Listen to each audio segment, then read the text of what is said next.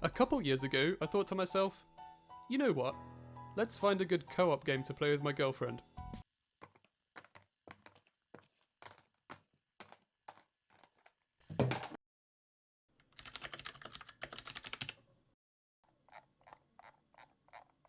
I found a fun new game for us to play together. Even in the heart of heaven, angels can still feel fear.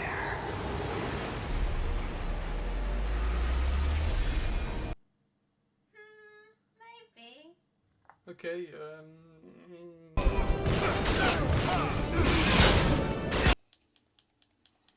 I'm not saying there aren't any good co-op games, I just think it's incredibly difficult to find one that strikes a good balance between mindless button mashing and downright frustrating.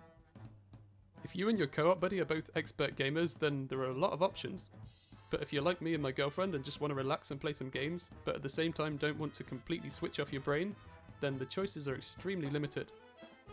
Luigi's Mansion 3. Now this is how you do a co-op game. Its charming art style makes it accessible to gaming newcomers, while the spooky but not horrifying tone makes it stand out from many other games. The mechanics are simple, yet not too simple to be boring, and it makes you think without being overly complicated. It's also great stress relief. Haha, I got you now, bitch. Yeah. It's not afraid to embrace its wacky theme, and the silly humour makes it that much more enjoyable. I mean, the trailer even has this 20th century style voiceover. Unfortunately for Luigi, this hotel is more than meets the eye. The kids of Elm Street don't know it yet, but something is coming to get them. If you've played a 2D Zelda game and thought, you know, this is amazing, I wish my partner was into this, then look no further than Rogue Heroes Ruins of Tassos. It's basically a Zelda game that you can play together. Now, this is a tough game, but it manages to balance out the high difficulty by making dying in this game rewarding. So instead of getting this every time you lose, Wasn't me. you get this, Yeah, you can upgrade it now. which is just genius. It gives much more motivation to keep playing for someone that isn't very good at playing games and makes them feel less guilty about messing up. What's also amazing is that while your buddy is alive, you have to work together to solve puzzles, but if they die, you can still carry on and the puzzles switch so you can complete them on your own. Now, if you've ever wanted to play Diablo 3 with someone, but you have no doubt that they'll be intimidated by the overarching hellish theme and complicated looking abilities and loot system, then I can relate. Enter Minecraft Dungeons. It might not be as expansive as Diablo 3, but that's the point. The weapons and ability system is simple to pick up, but in-depth enough to allow for some really creative builds, and the enemies pop out of the environment, which makes it easier for players to comprehend what to aim at.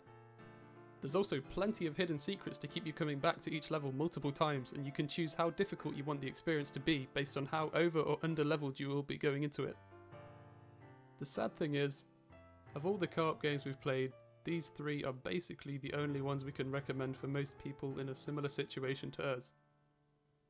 Most other games we played have either been too difficult or fast-paced, had unintuitive controls for a casual gamer, or have simply been too easy that it gets boring if you've had any experience playing games before.